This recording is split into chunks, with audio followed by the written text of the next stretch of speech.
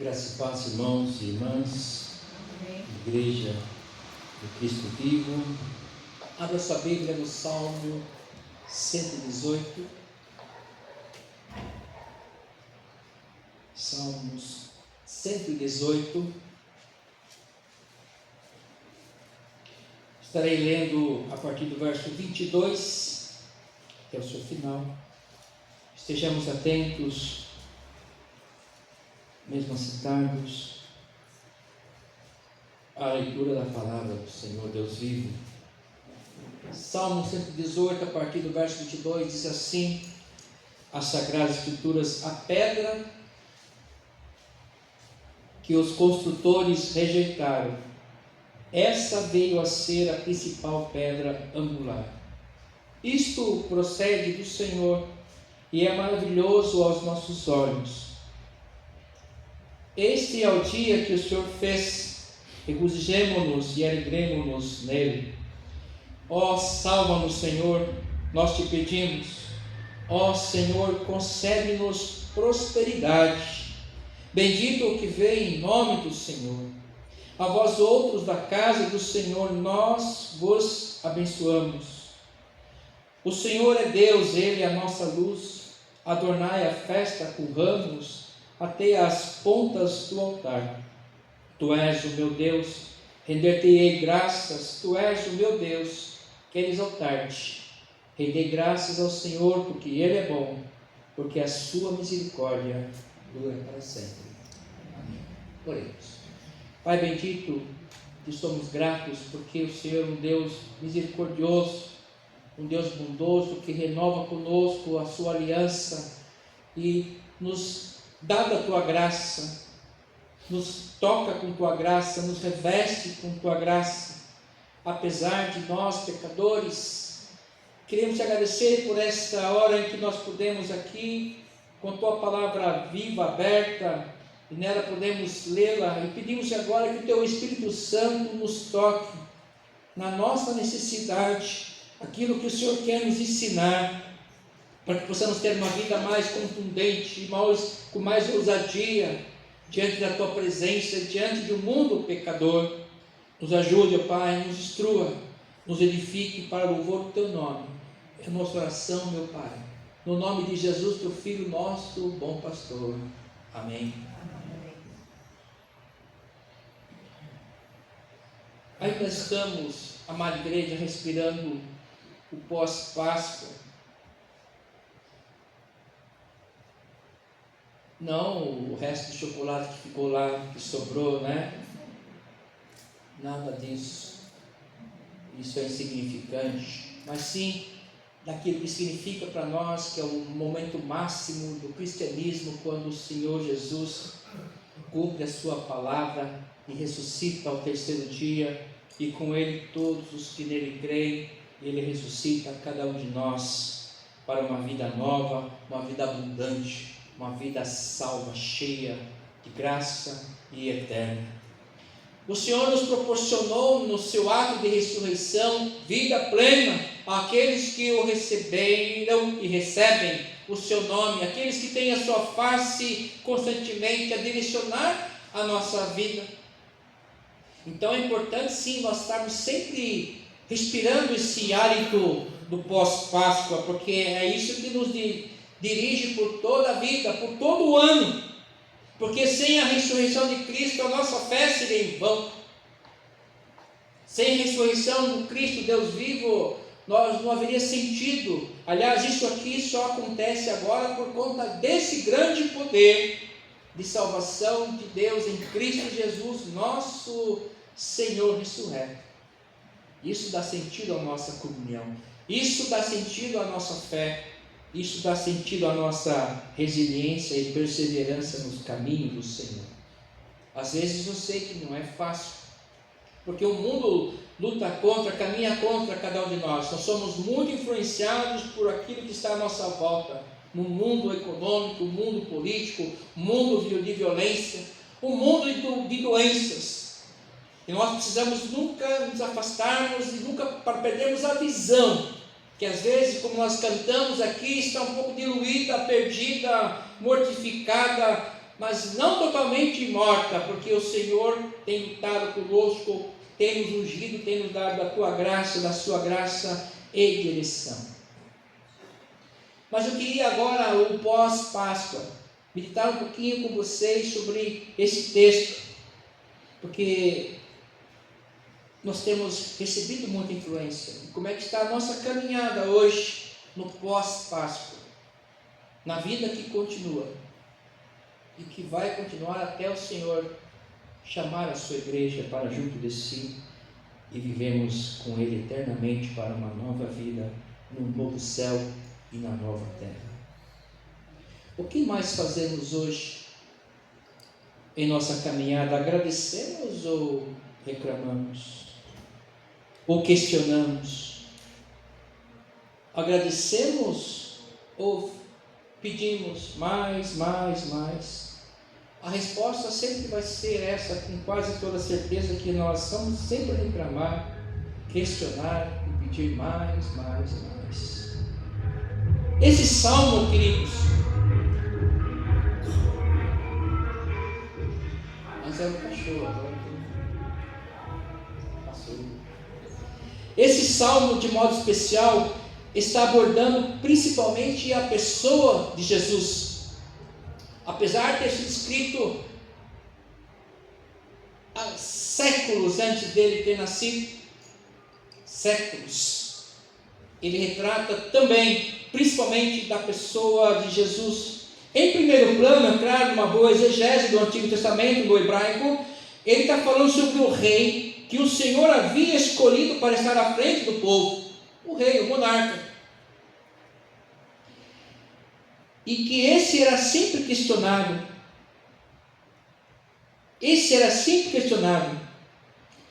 O verso 23 fala assim: isso procede do Senhor. Mas o povo nunca estava feliz, nunca estava contente completamente, sempre questionando aquilo que o Senhor estava fazendo. Deus colocava sobre o seu povo um monarca, um rei, mas ele sempre questionava. Parece que nunca está bom. Corações duros, insatisfeitos. Acho que podemos dizer que são pessoas infelizes. E são infelizes porque, em primeiro lugar, estão longe de entender os planos do Senhor. Afinal, o que é felicidade à luz da palavra de Deus, senão aquilo que ela mesma nos diz o que é felicidade, bem-aventurança? Felicidade, no Salmo 1, por exemplo, você sabe de cor, né? Que é não andar na roda dos escarnecedores, nem se sentar na roda dos pecadores, e ter esse prazer na lei do Senhor e nela meditar de dia e de noite. Aqui fica o ensejo. Se quer ser feliz, então nunca se afaste da palavra de Deus. A palavra de Deus, ela é tudo que nós precisamos. Nós às vezes ficamos assim enfatizando isso, mas parece que é chover no molhado, parece que sim, mas não deve ser. Porque a palavra de Deus resume quem Deus é. A palavra de Deus é tudo que nós precisamos para a nossa vida e vida com abundância. Tudo está resumido na palavra de Deus, desde urgência, quando ele diz assim: haja luz. Ele criou todas as coisas. Então a palavra de Deus é que vai ordenar tudo. Não só o mundo que foi criado por ele, mas ordenar a nossa vida. Se quer saber como que vai ser sua vida, como está a sua vida, é a palavra de Deus que vai te dizer, porque é Deus falando com o seu povo. A palavra de Deus é tão importante que quando o povo está caminhando para o deserto, no seu início, ele fala assim: Moisés, sobe aqui no monte Sinai, pega a palavra, os mandamentos, e desce, e vai lá e encontra o povo em pecado, porque o povo sem a palavra de Deus vai continuar pecando, perdido. E um povo sagrado, um povo religioso. Então nós precisamos aprender de vez que nós não podemos dar um passo, falar uma só palavra longe da palavra de Deus, que é o coração de Deus. É aquilo que ele fala, é Sara, Isaías 55, verso 8: os meus pensamentos não são os vossos pensamentos, nem os meus caminhos são os vossos caminhos. Desse que ela leu ontem aqui, na abertura do nosso encontro. Foi isso, né? Porque nós precisamos entender os pensamentos de Deus, é a palavra dele.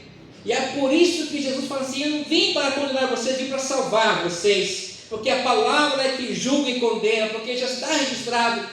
Aquilo que eu devo fazer, aquilo que eu não devo fazer, é a palavra, está escrito. E nós não vamos poder fugir disso. As bênçãos sim estão na palavra, as promessas sim estão na palavra, o amor de Deus por nós está registrado na sua palavra, mas também aquilo que nos julgará está na palavra. Já estamos julgados pela palavra. Ele já nos deu as regras para vivermos, o que devemos fazer, o que devemos não fazer, e aí seremos julgados. E aí ficamos distorcendo, a sociedade distorcendo a vontade de Deus.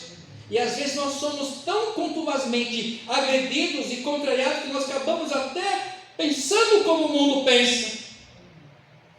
E consentindo no nosso coração aquilo que a palavra determina como abominável. Então nós precisamos aprender a parar de reclamar, de questionar e só pedir. O Senhor mandou o rei, e ele tem que ser recebido, bendito o que vem em nome do Senhor. Por isso que Paulo, Romanos 3, nós temos que orar pelas autoridades. O soldado não traz sua espada em balde. Deus não perdeu o controle de nada.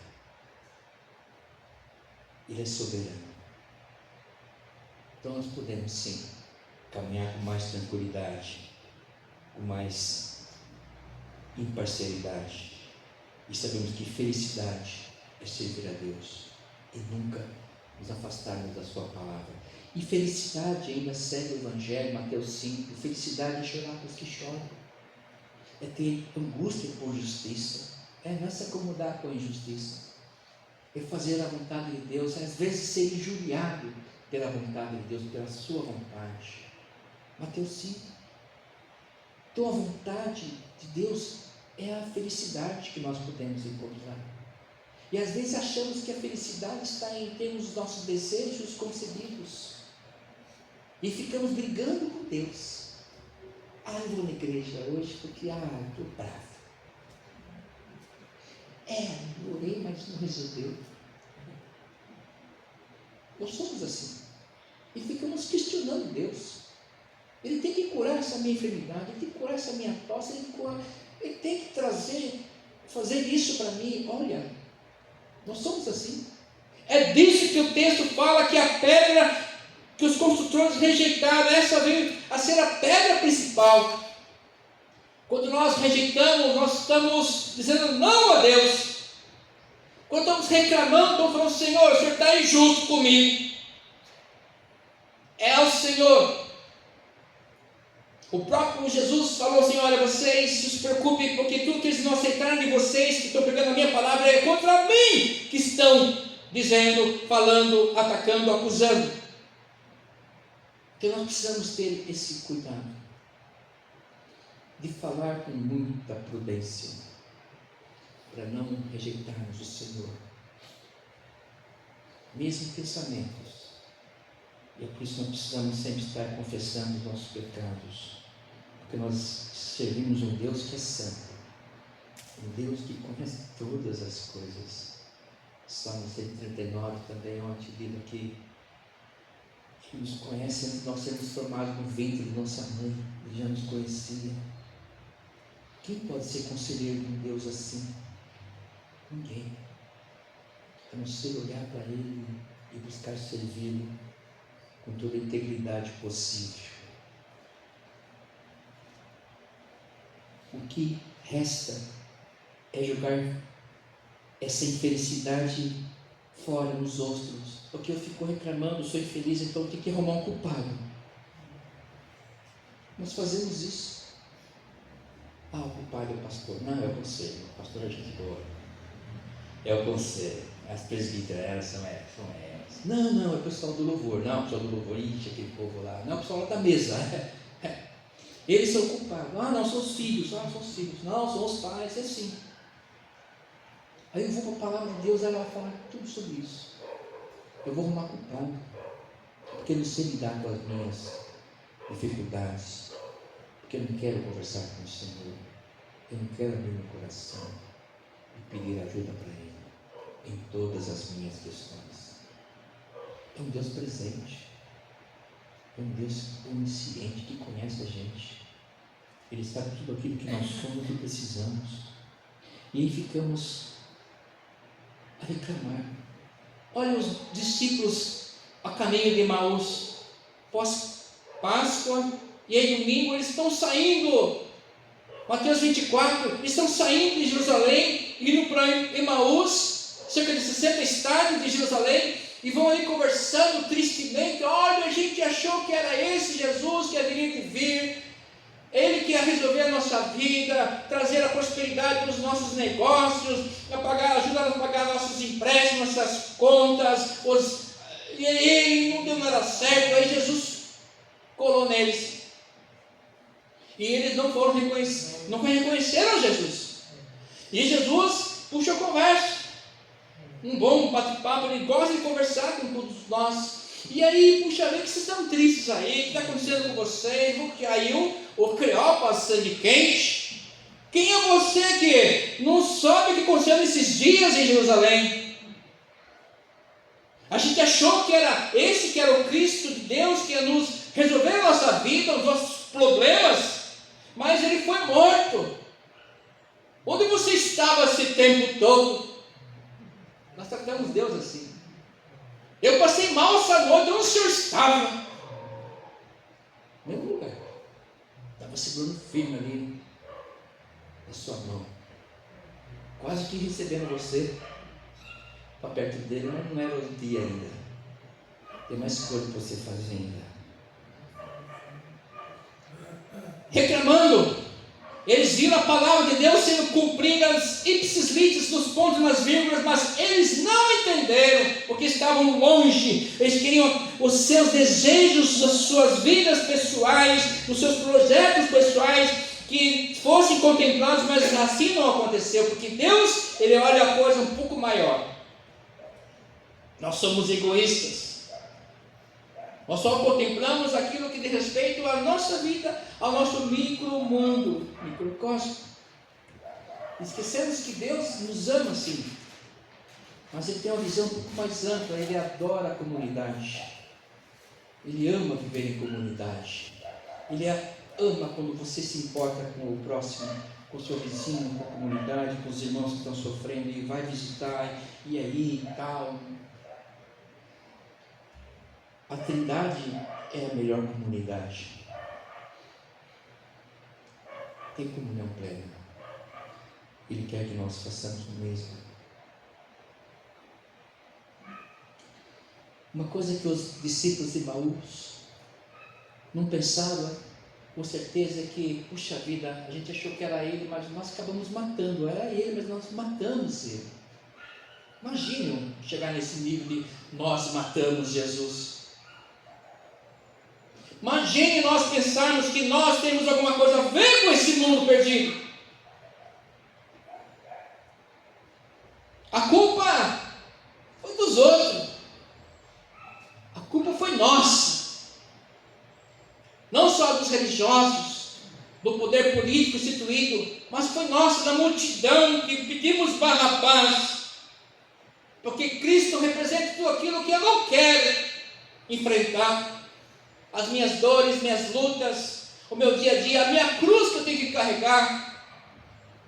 Parece que Jesus não facilitou muito, não. Sim, Ele facilitou. Ele te deu a salvação eterna, a vida eterna, e disse: Senhor, eu vou caminhar com você até o final. É a companhia. Ele não promete dinheiro no seu bolso. Não promete. Ele promete sim estar conosco, que é o Deus Emmanuel. Promete nos amar, nos perdoar, trazer paz no nosso coração, e aí nós podemos continuar a caminhada. Muitas coisas nós podemos estar matando, perdendo, e não reconhecermos como a vontade do Senhor, que é boa, perfeita e agradável. Como devemos viver e aceitar aquilo que nós vivemos? Grave isso no seu coração. BPA. A regrinha mnemônica, BPA. Está sofrendo BPA. BPA. Boa, perfeita perfeita e agradável. Essa é a vontade de Deus para nós. BPA, boa, perfeita e agradável. Nós precisamos guardar em nosso coração a palavra de Deus. É essa que nos ajuda contra as tentações, contra as nossas reclamações, contra as nossas vidas pessoais. E às vezes não reconhecemos que nós podemos fazer diferente. Jesus, quando estava na cruz, ele ainda clamou: Pai, perdoa, eles não sabem o que estão fazendo. Será que em algum momento da nossa vida a gente pensa isso? Que aqueles que estão nos afetando, nos atacando e nos angustiando, Pai, perdoa.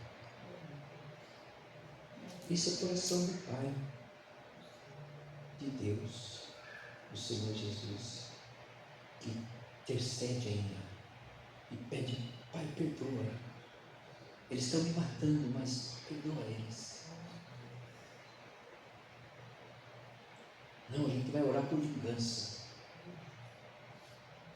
E vai querer assistir, né?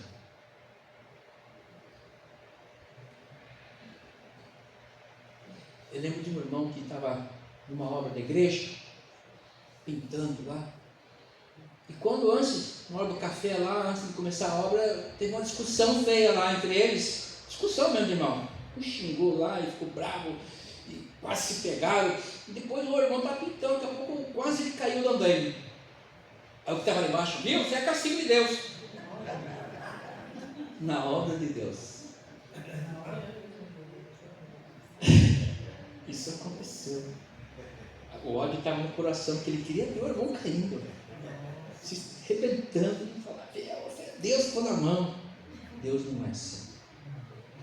Jesus na sua cruz falou assim: Pai, perdoa, eles não sabem. Olha a capacidade desse amor, gente. A gente não entende, porque a gente é tão pequeno. Os pensamentos de Deus é tão excelentes que ele faz Isaías está pregando para o povo 600 anos antes do cristianismo, que os nossos pensamentos não são dele, nem os nossos caminhos. Isso é muito amor. Então, BPA, boa, perfeita e agradável. BPA. O que está acontecendo na minha vida é BPA. É a vontade de Deus, que é boa, perfeita e agradável. Glória seja dada a esse Deus, porque tudo contribui para o bem daqueles que amam ao Senhor, em Cristo Jesus. É a palavra de Deus que está registrada, e ela vai cumprir nossa vida. Às vezes ficamos angustiados, brigando contra Deus. Entrega, pronto.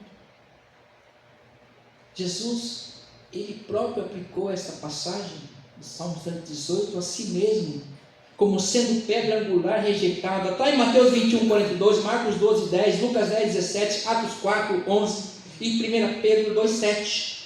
Rejeitada pelos governantes terrenos de seus dias, rejeitada por homens e mulheres, rejeitada por todos, mas foi exaltado pelo Pai, de quem está à direita e que logo julgará todos. Para muitos ele é a causa de escândalo, conforme Isaías 8,14. Para muitos ele é causa de escândalo. Imagine Jesus, o Evangelho, isso 1 Pedro 2. E para nós? Para os outros e para nós? Tem que ser a base da nossa esperança, Jesus, a pedra angular. Tem que ser a vida plena, tem que ser a nossa salvação. Nada diferente disso. Ele é a nossa salvação, Ele é a nossa luz, a nossa força, a nossa alegria. É quem dirige o nosso dia a dia, o nosso cotidiano. E a ação dele estará conosco no nosso dia a dia, se nós de fato olharmos para essa grandiosidade de amor e de graça e nos permitirmos ser tocados. Às vezes nós não nos permitimos ser tocados, às vezes nós não queremos quebrar um paradigma, pequenas coisas nós não queremos quebrar, Imagine coisas mais contundentes. Colocar no altar do Senhor e buscar obedecer. Nós precisamos quebrar paradigmas da nossa mentalidade humana para reconhecer esse Deus que é tão grande, tão amoroso, tão amplo, que nós queremos às vezes domesticá-lo. É um desejo. Queremos fazer de Deus aquele que Ele nos cumpra a nossa vontade. O verso 24, já encaminhando para encerramento. Este é o dia que o Senhor fez. Regozijemo-nos e alegremos-nos nele. Com frequência, nos concentramos nas decepções de hoje, de ontem, ou nas incertezas do amanhã, e daí podemos estar perdendo a incomparável dádiva do Senhor, preparada para nós hoje. Por isso, eu acho que a regrinha básica de aceitarmos o PPA, boa, perfeita, agradável, é sermos mais gratos, mais alegres. Com certeza estaremos agradando o coração do nosso Senhor, que foi rejeitado. Mas nós nunca fomos rejeitados por Ele.